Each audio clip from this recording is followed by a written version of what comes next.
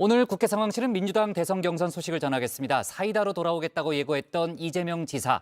예비 경선 직후에 문재인 대통령이 위로해줬다는 사실을 공개했죠. 친문 지지층 구애에 본격적으로 나선 걸로 보이는데 관련 내용을 국회 상황실에서 짚어봅니다. 네, 사람 습관이 잘 안 변하죠. 어제 제가 뉴스룸을 보다가 그 말을 실감했습니다. 국민의힘 김재원 최고위원과 민주당 김남국 의원의 설전을 전하던 중인데요. 알맹이도 높고 남은 건 막말에 가까운 표현들 뿐인데 그러지 말고 두 분 소모적인 설전은 접어두시고 토론 한번 제대로 붙어보는 건 어떨까요? 설전은 그만 저희 뉴스룸에 앞서 매일 진행되는 JTBC 썰전 라이브의 문은 항상 열려 있습니다. 네, 4년간 다정회에 몸담았던 최종혁 전 반장, 습관처럼 뉴스룸 대신에 정치부 회의라고 말하려고 하더라고요. 어제도 저한테 신체커는 어디 갔냐, 류 실장 옷 색깔은 왜 그러냐 이러면서 시시콜콜 모니터링을 하던데 이 다정회에는 제가 뼈를 묻을 테니까 최 전 반장은 뉴스룸 백브리핑에 집중해 주시기 바랍니다. 아무튼 이 예전 습관대로요, 국밥 대신에 사이다로 돌아오겠다 이렇게 선언한 사람이 있죠. 바로 이재명 경기지사인데요. 본인은 손발이 묶인 권투를 하고 있는데 상대방은 룰을 벗어나서 발로 찬다면서 저는 참지 않겠다고 했죠. 예비 경선 직후에 지지율 상승세를 탄 이낙연 전 대표를 직격했습니다. 옵티머스 때 그분의 굉장히 가까운 측근이 금품 수수에 연루됐었고 스스로 목숨을 끊었고 요 부분 말씀하신 거예요? 그분이 그냥 개인적인 무관한 사람이 아니고 예를 들면 전남지사 경선 때 당원 명부 가짜 당원 만들고 그래서 실형을 받은 분이시잖아요. 네. 핵심 측근이시고. 사실 그런 부분에 대해서 먼저 소명을 하셔야 될 입장인데 네, 예비 경선에서 이 실책으로 지적이 됐었죠. 이른바 바지 발언인데요. 정세균 전 총리의 질문에 답하는 과정에서 나왔었죠. 당시의 감정을 여과 없이 말했습니다. 저는 나름대로 저는 좀 일생에 한 번 있을까 말까 한 치욕적인 일을 겪으면서 이제 나름 검증을 했다라고 생각했는데 뭐 다른 야당이나 아니면 저희 공격적인 분들이 하시면 이해가 되는데 충분히 아실 만한 분이 그러시다 보니까 제가 잠깐 이렇게 짜증났던 것 같습니다. 네, 이 지사 야권의 경쟁 상대인 윤석열 전 총장을 향해서도 한마디로 이렇게 평가를 했는데요. 여야에 상관없이 툭 쏘는 사이다 대처를 할 생각인 듯합니다. 알맹이가 없는 것 같습니다. 제가 알맹이를 채우신다고 지금 많이 말씀하셨지 않습니까? 열공 중이다, 뭐 특급 과외 중이다, 뭐 이런 얘기들이 많았는데 지금 살짝 다 보여주고 계시니까요. 네, 이 지사는 대선 주자로 나서면서부터 이 성과로 보여주겠다 이 말을 자주 하죠.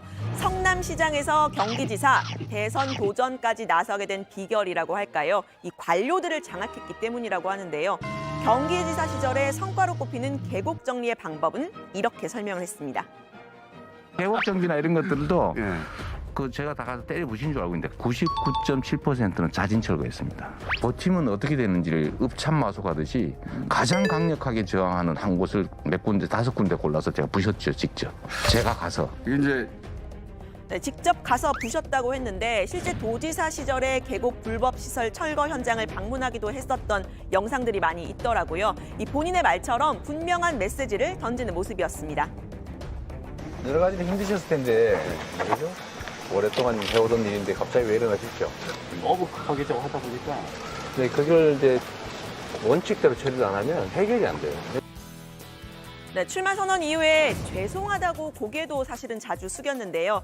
일단 출마 선언 당일에는 과거 형수 욕설에 대해서 죄송하다고 이야기를 했습니다.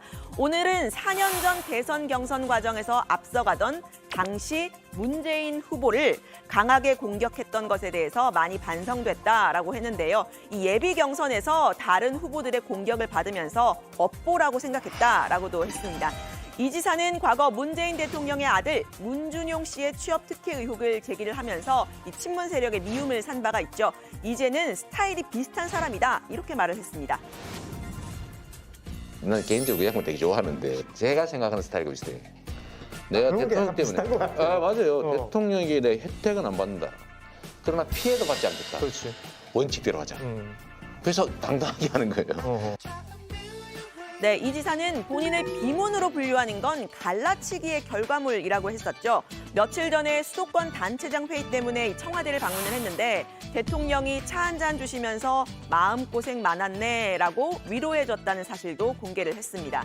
예비 경선 결과가 발표된 바로 다음 날이었는데요. 노골적으로 문 대통령을 축혀 세우는 모습을 보여주기도 했습니다. 친문 세력에 제대로 구애에 나선 듯합니다.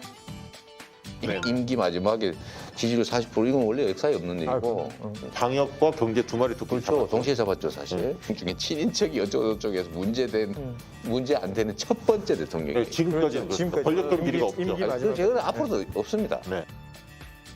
네, 이 지사의 변화의 발걸음이 빨라진 건 예비 경선 이후에 이낙연 전 대표의 지지율이 치고 올라오기 때문으로 분석이 되죠. 오늘자 리얼미터 여론조사를 보면 지지율이 소폭 떨어진 윤석열 전 총장이 지지율이 소폭 오른 이재명 지사에게 오차범위 내에서 앞서는 모습이죠.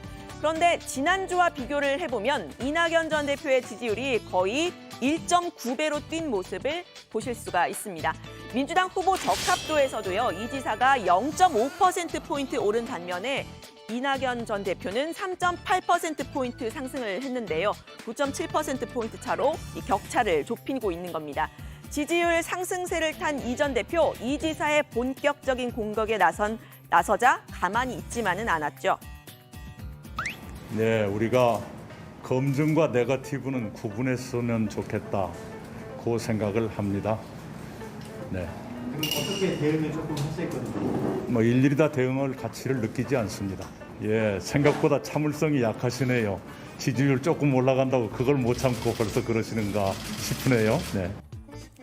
네, 이 지사가 문제 삼은 측근 문제, 이 전 대표의 부실장이 옵티머스 등 수사가 진행되던 도중에 목숨을 끊은 것에 대해서는 이 개인적인 일이다 이렇게 선을 그었는데요. 이 전 대표 캠프의 좌장이죠. 설훈 의원입니다. 그런데 그분이 네.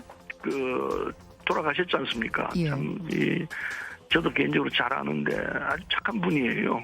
그건 그분 개인이 있었던 일이기 때문에 그분 개인이 그 책임을 지고 자기 스스로 자진했기 때문에 지금 그 문제를 끄집어낸다면 가족들에게 참 아픈 가슴을 또 한 번 후비는 결과가 될 거라 생각해서 안 했으면 좋겠어요. 네, 이낙연 캠프의 수석 대변인이죠. 오영훈 의원도 고인이 된 사람을 문제 제기하는 건 도덕적이지 않다라고 했습니다. 문제 제기가 계속되면 상세히 입장을 밝히겠다고도 했는데요. 이 전 대표의 장점이자 단점이죠. 바로 엄근진이었는데 이 엄격, 근엄, 진지함이 좋게 보면 안정감이지만 나쁘게 보면 밋밋함이기도 하죠. 사이다라는 평가를 받았던 총리 시절부터 당대표 시절 대선 후보로 나선 지금까지 이 대표 한결같이 엄근진 태도를 유지하고 있는데요. 이 지지율 하락도 또 지지율 상승도 이 엄근진 때문이라는 분석입니다.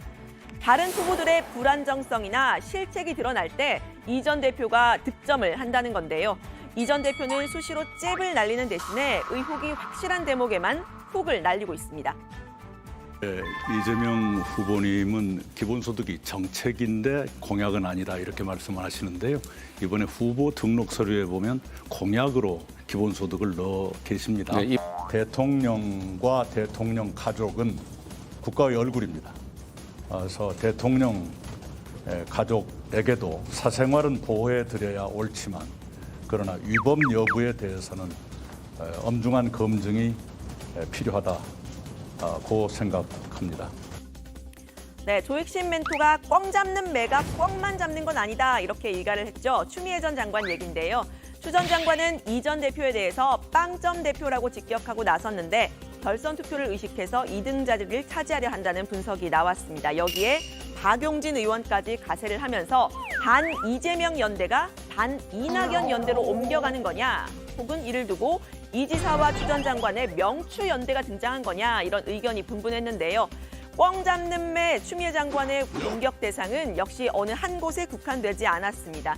이 지사 그리고 이 전 대표 모두가 공격 대상이었는데요.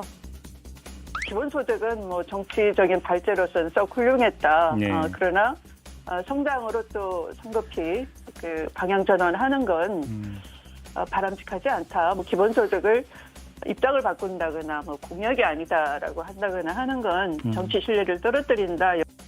개혁 과제 앞에서 좀 주춤거리고 또 속도 조절론 뭐 그러면서 등을 돌리고 했던 것들이 누적이 돼서 보궐선거가 참패했다고 보고요.